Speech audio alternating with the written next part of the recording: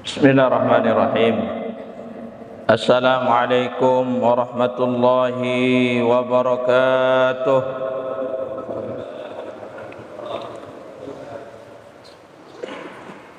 Innal hamdalillah nahmaduhu wa nasta'inuhu wa nastaghfiruh wa na'udzu billahi min shururi anfusina wa min sayyiati a'malina. Man yahdihillahu fala mudilla lahu wa man yudlil fala hadiya lahu. Asyhadu an la ilaha illallah wahdahu la syarika lah wa asyhadu anna Muhammadan abduhu wa rasuluhu la nabiyya ba'dah. Allahumma salli wa sallim ala khairi khalqillah Muhammad ibn Abdillah wa alihi wa ashabihi wa walah, amma ba'du. Jamaah Masjid At-Taqwa Karangbayan rahimakumullah. Alhamdulillahi rabbil alamin. Kita bersyukur kepada Allah Subhanahu wa taala. Alhamdulillah, pada malam hari ini kita diberikan kesehatan dan keafiatan sehingga dapat melaksanakan salat maghrib secara berjamaah. Tentu ini adalah nikmat yang sangat besar, sebab tidak semua orang diberikan hidayah sekaligus taufik untuk melaksanakan sebuah ibadah yang bahkan nilainya itu mencapai 27 kali lipat. Salawat dan salam mudah-mudahan senantiasa tercurahkan kepada junjungan kita Nabi besar Muhammad sallallahu alaihi wasallam. Para jamaah sekalian,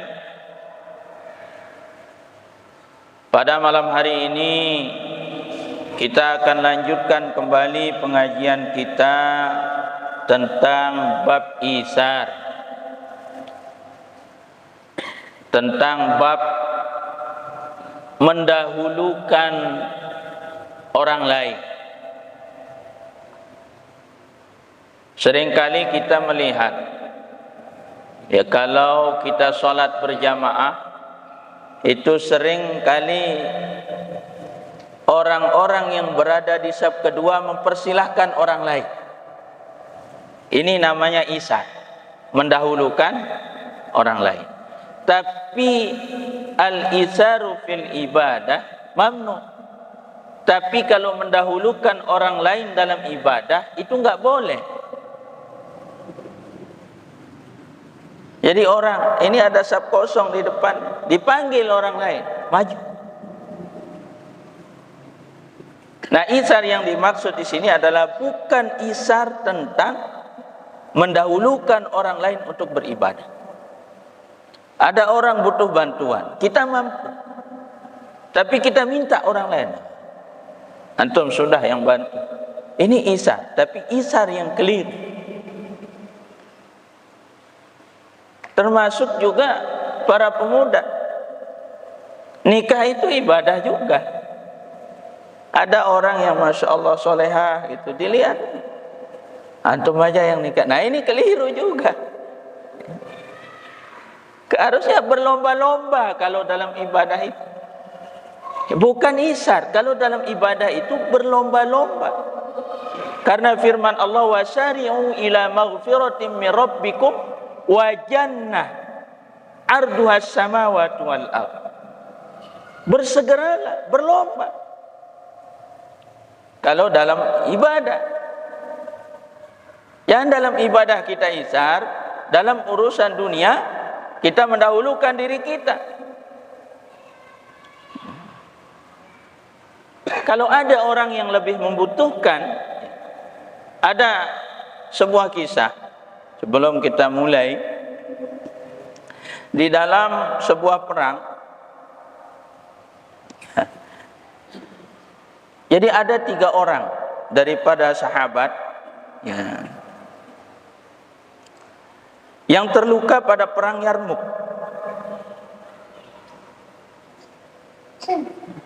Jadi 3 orang sahabat ini terluka pada perang Yarmuk.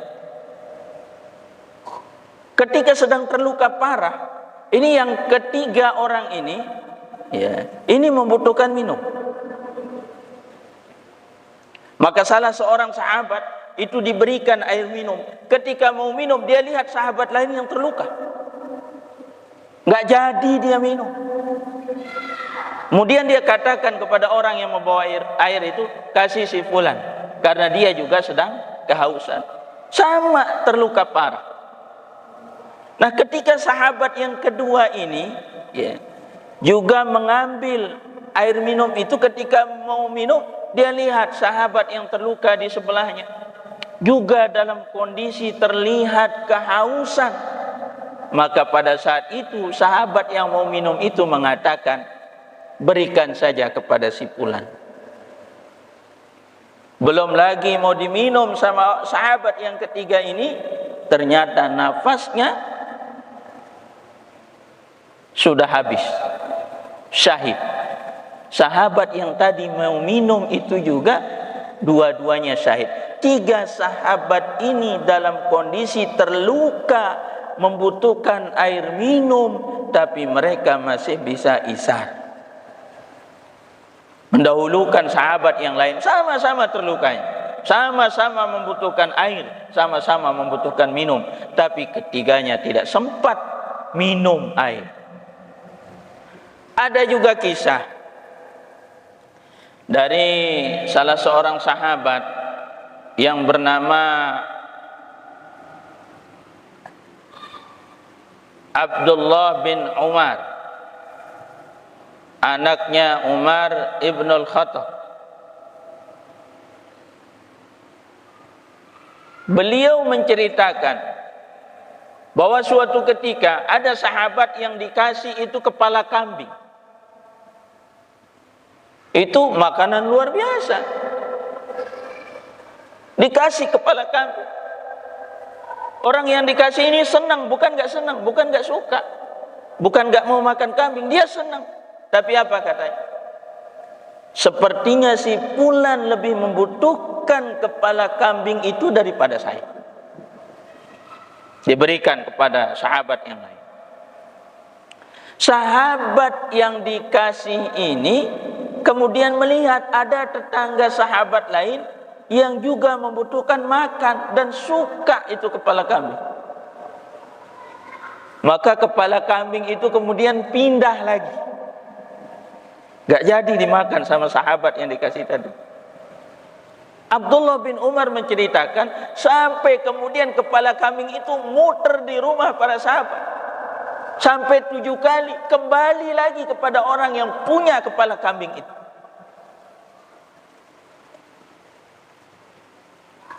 Ini betapa isarnya para sahabat Rasul Shallallahu Alaihi Wasallam terhadap sahabat yang lain, padahal kondisi mereka bukan kelebihan makanan. Itu makan kepala kambing itu sudah seperti makan di restoran yang elit. Tapi mereka mendahulukan sahabat yang lain. Makanya Allah Subhanahu wa taala berfirman dalam surat Al-Hasyr ayat ke-9. A'udzu billahi minasy syaithanir rajim. Wa yu'siruna 'ala anfusihim walau kana bihim khasasah. Mereka para sahabat itu wa yu'siruna, itu lebih mendahulukan orang lain, lebih mendahulukan orang yang membutuhkan, lebih mendahulukan sahabat-sahabat yang lain, lebih mendahulukan orang-orang muhajirin. Jadi sahabat-sahabat Ansar itu luar biasa isarnya kepada orang-orang muhajirin. Bayangkan, sampai ada sahabat yang ingin menceraikan istrinya agar orang-orang muhajirin itu kemudian bisa punya keluarga di Madinah. Jadi wa yusiruna ala anfusihim. Mereka, para sahabat Rasul sallallahu alaihi wasallam, mereka orang-orang Ansar itu, wa yusiruna ala anfusihim, mereka mendahulukan sahabat-sahabat yang lain ala anfusihim, daripada mendahulukan diri mereka sendiri. Walau kana bihim khasasah, meskipun mereka sendiri butuh, bukan enggak butuh. Walau kana bihim khasasah, meskipun para sahabat itu sendiri butuh, dia juga butuh makan. Tapi lihat, kepala kambing itu muter sampai ke 7 rumah dan kembali lagi ke orang yang punya kepala kambing itu. Betapa para sahabat, makanya dipuji dia oleh Allah Subhanahu wa taala. Dan Rasul sallallahu alaihi wasallam memuji generasi sahabat dengan ungkapan khairukum qarni summal ladzina yalunahum summal ladzina yalunahum. Sebaik-baik zaman, kata Rasul, sebaik-baik manusia itu adalah orang yang hidup pada zamanku. Dan yang hidup pada zaman Rasul sallallahu alaihi wasallam, yang bertemu dengan Rasul sallallahu alaihi wasallam, itu adalah para sahabat. Rasul memuji mereka, di antaranya adalah karena karakter dan sifat-sifat mereka, termasuk di dalamnya adalah karakter mereka para sahabat itu yang selalu mendahulukan sahabat-sahabat yang lain.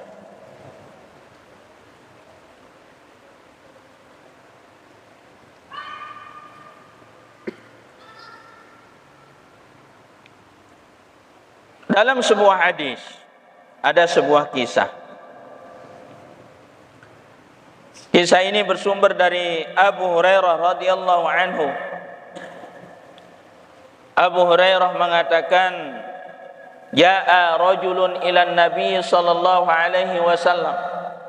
Abu Hurairah menceritakan, suatu ketika datang seorang laki-laki kepada baginda Rasul sallallahu alaihi wasallam.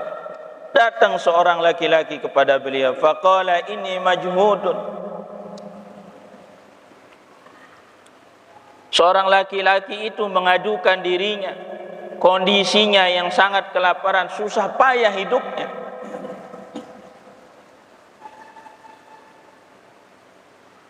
Fa arsala ila ba'di nisa'i, maka Rasul sallallahu alaihi wasallam meminta orang ini untuk datang ke rumah salah seorang istrinya untuk minta makanan. Datang sahabat ini kepada salah seorang istri Rasul sallallahu alaihi wasallam. Tapi salah seorang istri Rasul sallallahu alaihi wasallam itu mengatakan, faqalat, walladzi ba'asaka bil haqq ma indi illa ma. Istri Rasul sallallahu alaihi wasallam mengatakan kepada Nabi, demi zat yang mengutusmu wahai Rasul sallallahu alaihi wasallam, ma indi illa ma, saya tidak memiliki makanan, saya tidak memiliki apapun illa ma, kecuali air saja. Jadi ternyata istri-istri Rasul sallallahu alaihi wasallam itu juga tidak punya makanan. Dan tidak mungkin Rasulullah punya persepsi bahwa di rumah istrinya itu punya banyak makanan. Mungkin ada, tapi cukup untuk dimakan hari itu dan cukup untuk dirinya saja. tapi Rasul mengatakan, mengutus, meminta orang yang tadi datang untuk minta makanan kepada istri. Tapi ternyata prediksi Rasul keliru, ternyata tidak ada makanan walaupun sedikit. Kalau Rasul tahu sama sekali nggak ada makanan, nggak mungkin Rasulullah minta mereka untuk minta.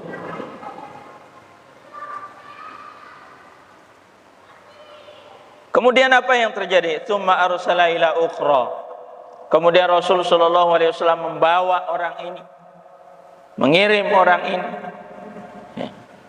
ke rumah istri Rasul sallallahu alaihi wasallam yang lain. Faqalat misla dzalik. Maka istri Rasul yang lain pun mengatakan sama seperti perkataan istri Rasul yang pertama. Nggak ada makanan, nggak ada sesuatu apapun yang bisa dimakan. Yang ada di rumah itu hanya air.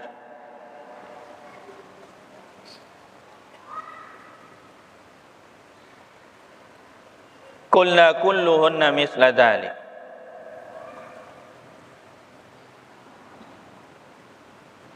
Dan istri Rasul mengatakan sama kondisinya. Di rumah istri-istri Nabi itu juga nggak ada makanan. Yang ada hanya minuman. Perkataannya semua sama. Faqala Nabi sallallahu alaihi wasallam, maka Rasul sallallahu alaihi wasallam itu bersabda, menyampaikan kepada para sahabat,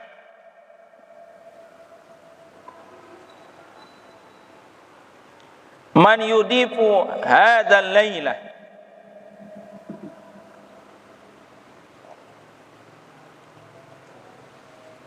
siapa yang mau menerima tamu malam ini?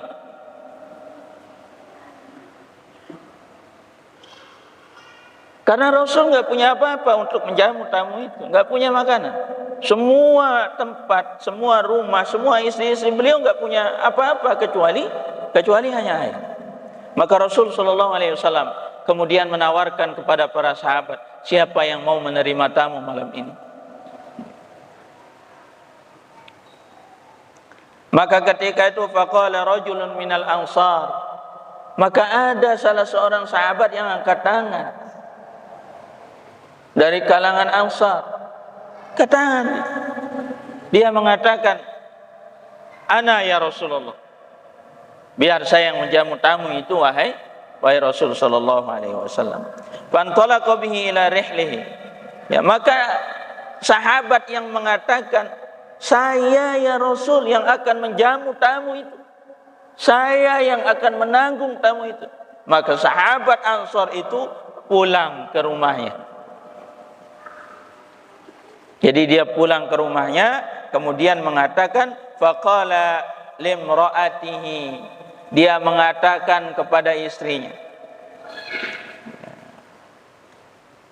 akrimi dhaifa Rasulillah sallallahu alaihi wasallam, wahai istriku, kata suaminya, akrimi dhaifa Rasulullah sallallahu alaihi wasallam, akrimi dhaifa Rasulillah sallallahu alaihi wasallam, muliakan tamunya Rasul sallallahu alaihi wasallam. Ya, wa fi riwayatin qala limra'atihi, dalam sebuah riwayat sahabat ini mengatakan, hal indaka syai'un, apakah kamu punya sesuatu?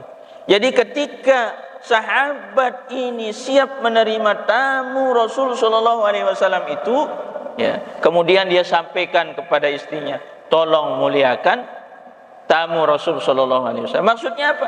Muliakan dia, jamu dia dengan makan, jamu dia dengan apa yang kita miliki.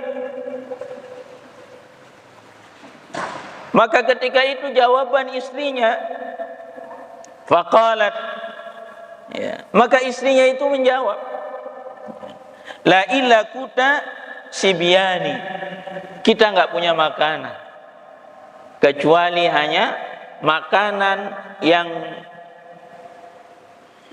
akan dimakan oleh anak-anak kita. Jadi nggak punya makanan juga. Jadi kondisi kita sulit, sama kita juga dulu. Pada zaman dahulu, kita juga waktu kecil, orang tua kita itu naruh makanan itu tempatnya tinggi-tinggi. Taruh nasi itu ya, sampai nggak bisa kita ngambil sendiri itu nasinya, tinggi sekali. Karena kondisi kita sulit. Nah, di zaman Rasul Shallallahu Alaihi Wasallam tentu kondisinya lebih sulit daripada dulu.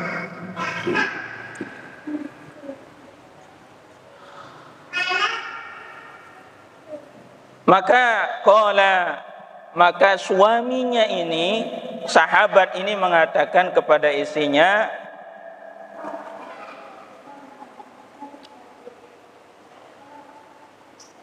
fa'allil laihim bisyai'in. Ya, maka ya, hiburlah anak ini dengan sesuatu agar dia enggak mikirin makanan. Bagaimana caranya supaya anak ini dilalaikan oleh sesuatu, ya, agar dia enggak mikirin makanan, supaya dia enggak makan malam itu. Gimana caranya?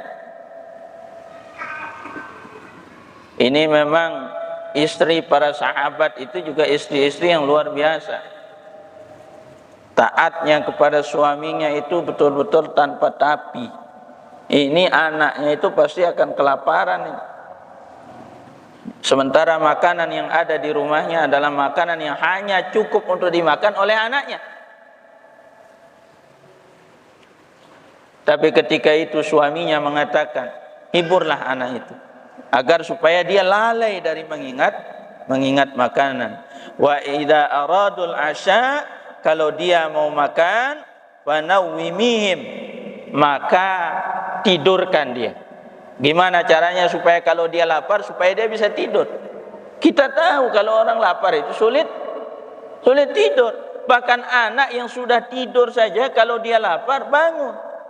Nah, ini anak lapar itu diminta untuk gimana lah caranya supaya bisa tidur. Pengorbanannya luar biasa.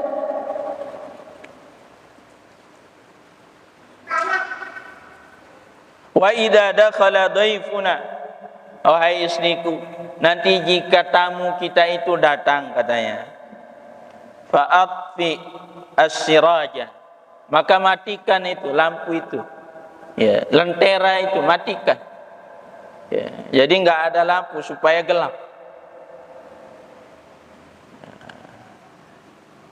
Wa arihi anna nakul, masya Allah,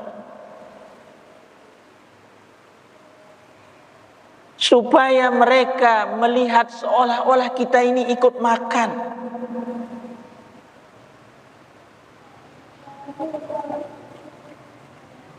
Jadi dia berikan makanan itu kepada tamunya, dan dia ingin perlihatkan bahwa mereka juga sedang makan. Caranya bagaimana? Dimatiin lampunya. Mungkin kalau orang sekarang makan itu pakai sendok, itu piringnya supaya terlihat makan, dibunyi-bunyiin piring.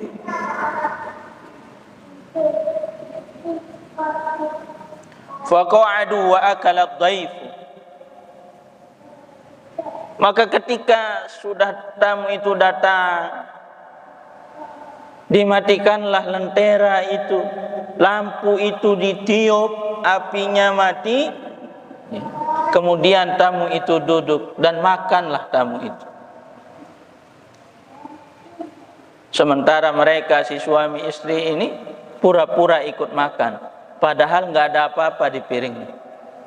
Dia gerakin tangannya, dia seolah-olah seperti makan, tapi dia sendiri nggak ada makanan di piring.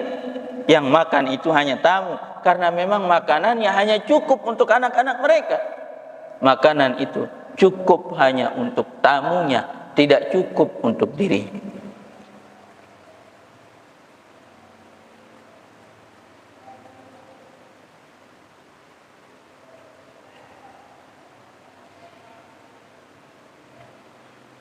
Para jamaah sekalian rahimakumullah, inilah potret kehidupan para sahabat. Bagaimana kemudian Allah Subhanahu wa taala dan Rasul sallallahu alaihi wasallam memuji karakter mereka. Maka orang-orang terbaik itu adalah orang-orang yang mengikuti jejak-jejak para sahabat, karena para sahabat itu langsung dididik dan ditarbiyah oleh Rasulullah Shallallahu Alaihi Wasallam. Termasuk betapa hatinya ini, empatinya tinggi sekali.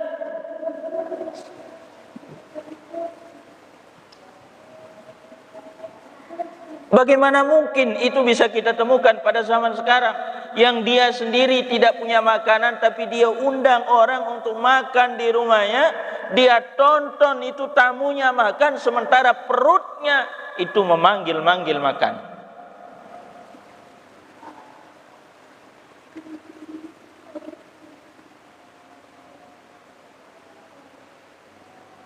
Para jamaah sekalian rahimakumullah. Nah kemudian ya, ini mereka tertidur, paginya ini diceritakan. Falamma asbaha ghada ala Nabi sallallahu alaihi wasallam, maka ketika besok paginya, pagi-pagi itu ya dia datang kepada Rasul sallallahu alaihi wasallam, faqala laqad ajiballahu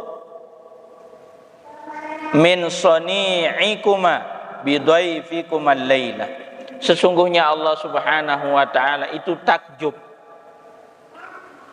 ya, karena engkau telah memperlakukan ya, bagaimana memperlakukan tamu, dan betapa mereka yang dua orang ini, suami istri ini, yaitu kemudian mendahulukan kepentingan sahabat. Tidak salah kemudian kalau Allah Subhanahu wa taala mengatakan wa yu'thiruna ala anfusihim walau kana bihim khasasah. Surat Al-Hasyr ayat 9. Inilah generasi sahabat. Para jamaah sekalian rahimakumullah. Kondisi ini tentu kontras dengan kita, di mana kita saksikan kemudian ada pengerusakan kantor desa. Ini kan realitas sosial kita. Karena dia tidak dapat BLT, demo. Karena nggak dapat BLT. Atau kita saksikan di realitas sosial kita. Dulu itu pergi ke kantor pos, ya, dia dapat BLT, tapi cincinnya itu jumlahnya sejumlah jarinya. Kalau dia mengetahui ini, betapa sahabat Rasul Shallallahu Alaihi Wasallam itu mereka tidak punya makanan pun mampu memberikan makan. Harusnya kalau ada tetangganya yang lebih butuh, dibawa itu, biar dia yang ambil semua. Nah ini kan realitas kita, itu kontras, jauh berbeda dengan kondisi sahabat Rasul Sallallahu Alaihi Wasallam. Maka para sahabat ini dipuji oleh Allah Subhanahu Wa Taala dan Rasul memuji mereka. Maka semakin jauh kita. Maka Rasul mengatakan khairukum qarni tadi, sebaik-baik kalian, sebaik-baik manusia itu adalah yang hidup pada zamanku, yaitu generasi para sahabat. Summal ladzina yalunahum, kemudian setelahnya yang hidup setelah Nabi itu para tabi'in. Kasih sayang mereka kepada saudara muslim itu luar biasa. Sehingga ada juga dalam kondisi yang serba kekurangan, ini dalam kondisi yang serba kekurangan, pernah suatu ketika itu sahabat yaitu mengumpulkan makanannya, dikumpulin, ditaruh dalam satu wadah. Kenapa ditaruh dalam satu wadah? Dikumpulin, kemudian dibagikan. Ya. Jadi dia kumpulin makanan yang punya kelebihan-kelebihan makanan. Atau makanan apapun yang kekurangan juga kumpulin jadi satu. Kemudian makanan-makanan itu dibagikan dengan sama rata. Urusan dunia kita jarang isar. Justru kita lebih mementingkan urusan dunia. Wal akhiratu, padahal negeri akhirat khairul laka minal ula, lebih baik bagimu dan jauh lebih utama daripada urusan dunia. Jadi isar kita ini keliru.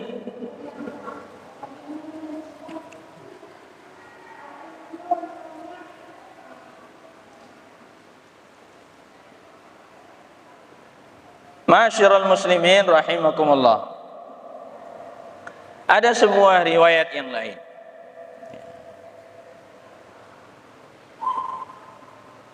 Riwayat ini diceritakan oleh Abi Sa'id Al-Khudri radhiyallahu anhu qala. Abi Sa'id Al-Khudri, semoga Allah meridhoinya, itu mengatakan, bainama nahnu fi safarin ma'an Nabi sallallahu alaihi wasallam idza jaa rajulun ala rahilati lahu faja'ala yasrifu basarahu yaminan wa shimalan. Jadi suatu ketika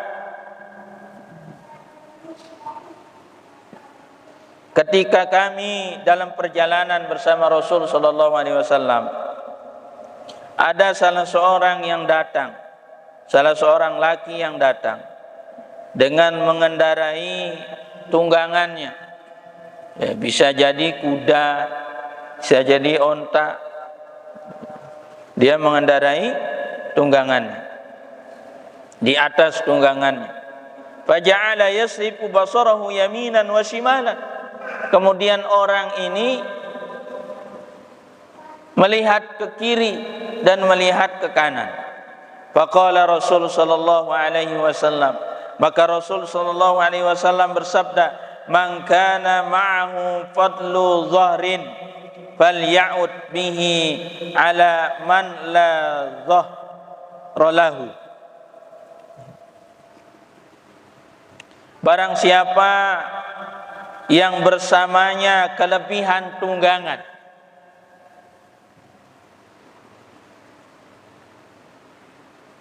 maka kembali dan berikan tunggangannya itu kepada orang-orang yang tidak memiliki tunggangan.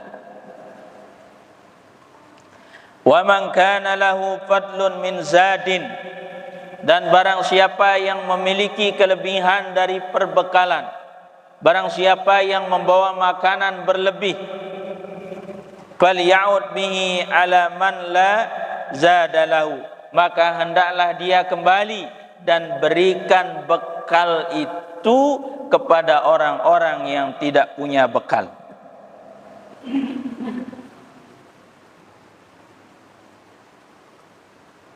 Fadzakara min asnafil mali.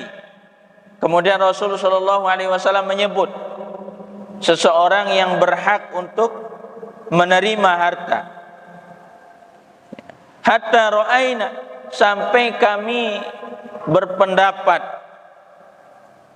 annahu la haqqa li ahadin minna fi fadlin, sampai kami berpendapat bahwa tidak ada seorang pun dari kami yang boleh memiliki makanan berlebih.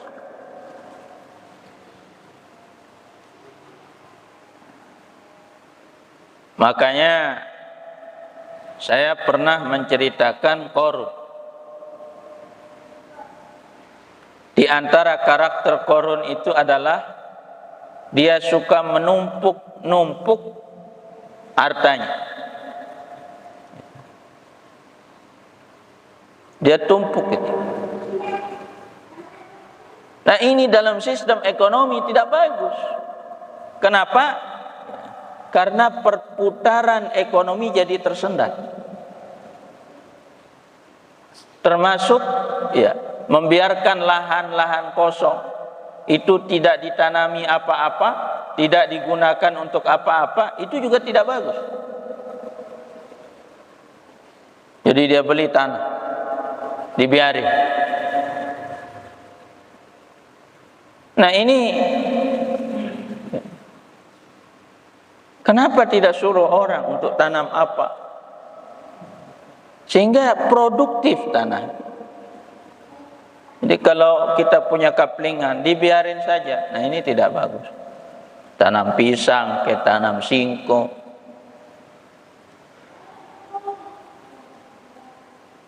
Nah, para jamaah sekalian rahimakumullah, inilah gambaran bagaimana kemudian Rasul sallallahu alaihi wasallam dan para sahabatnya itu adalah orang-orang yang betul-betul mementingkan kepentingan sahabat-sahabat yang lain, bahkan ketika mereka sendiri membutuhkan apa yang menjadi kebutuhan saudara-saudaranya. Nah, kemudian bagaimana ya, kondisi masyarakat kita saat ini?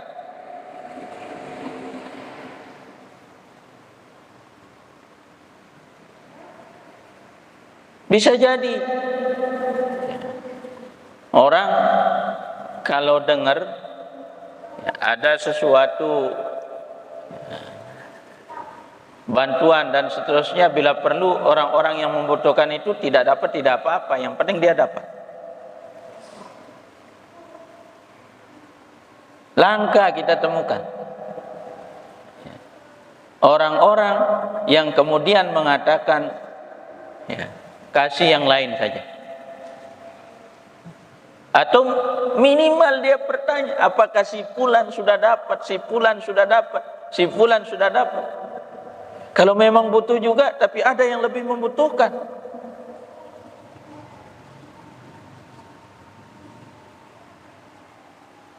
Nah, kalau itu yang terjadi dalam masyarakat kita, kita isar semua. Jadi sensitif. Hatinya itu betul-betul sensitif. Cepat sekali responnya ya, kepada saudaranya. Bahkan ketika saudaranya itu belum menyampaikan hajatnya ya, kalau dia peka itu dia lihat dari raut wajahnya. Jangan orang bertamu di rumah kita ya, dia datang jam 10 atau jam 11 sampai zuhur di rumah kita, kita tanya, ente sudah makan belum?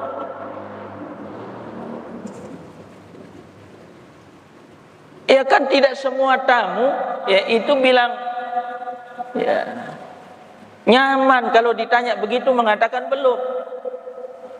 Kenapa tidak disuguhin saja, nggak usah pakai nanya.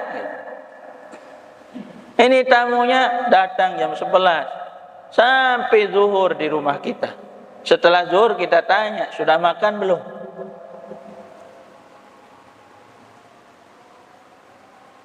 Bisa jadi tamunya akan mengatakan sudah, meskipun sebenarnya belum. Kenapa tidak disuguhkan saja makanan? Keluarin saja apa yang ada. Gak perlu nanya-nanya. Sebab pertanyaan kita kadang-kadang memberatkan tamu. Bahkan ketika kita sudah tawarin, ditawarin. Mau makan siang di sini enggak? Bisa jadi dia mengatakan nanti sudah masih kenyang, padahal sudah lapar sekali. Maka para jamaah sekalian rahimakumullah, ya, sensitivitas kaum muslimin ini sudah hilang. Bagaimana kemudian orang yang sudah ngomong saja dia enggak paham-paham. Harusnya bahkan dia sebelum ngomong kita sudah tahu kebutuhannya apa. Atau mungkin ada yang tumben-tumben bertamu ke rumah kita, sudah 1 jam gak ngomong-ngomong. Mungkin ada keperluan, mungkin ada hajat dia kepada kita, tapi malu menyampaikan. Kalau memang dia tidak ngomong, tanya, apa yang bisa saya bantu?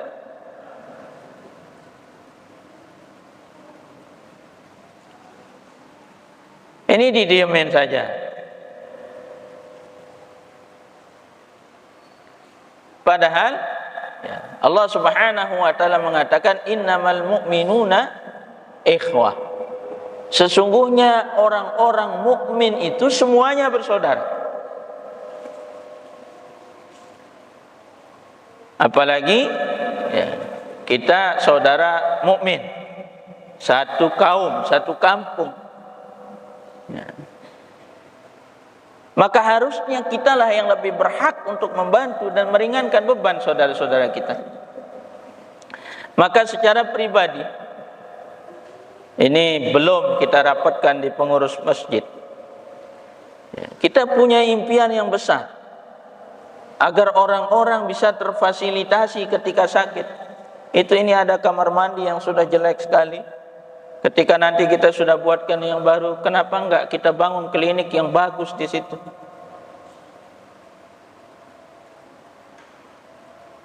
Sehingga kalau orang-orang yang tidak mampu, ya, itu bisa kita bantu dia.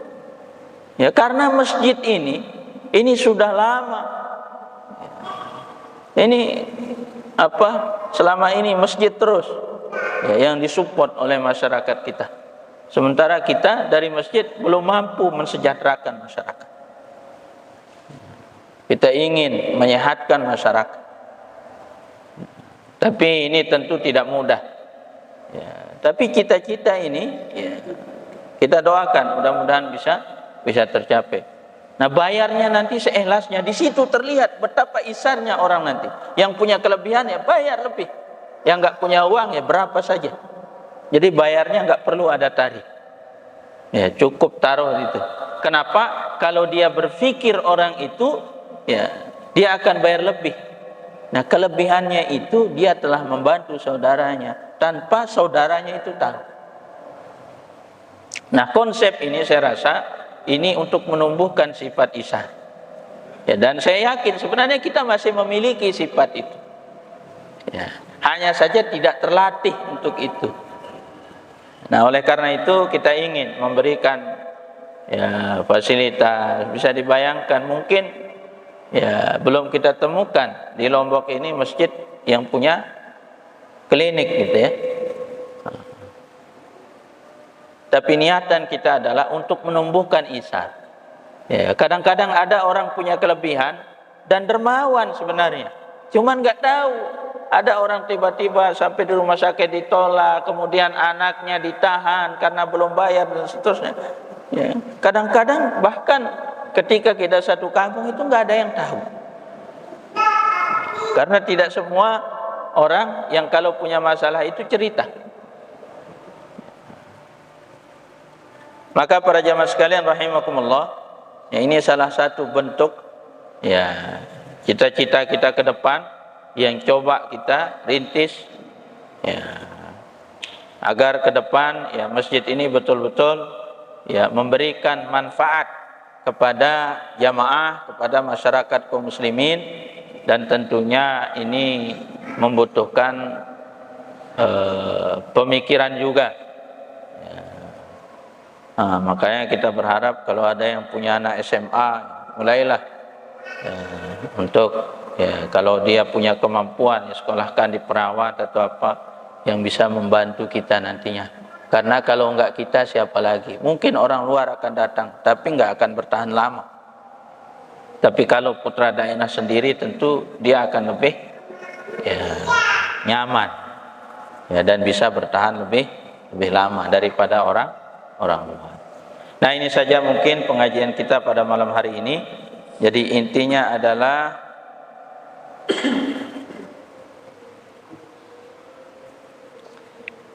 ini saja yang bisa saya sampaikan. Ya, mudah-mudahan kita termasuk orang-orang yang senantiasa mendahulukan orang lain daripada diri kita sendiri di dalam urusan dunia. Mudah-mudahan apa yang saya sampaikan ini bermanfaat untuk kita semua, dan mohon maaf atas segala kehilafan dan kekeliruan.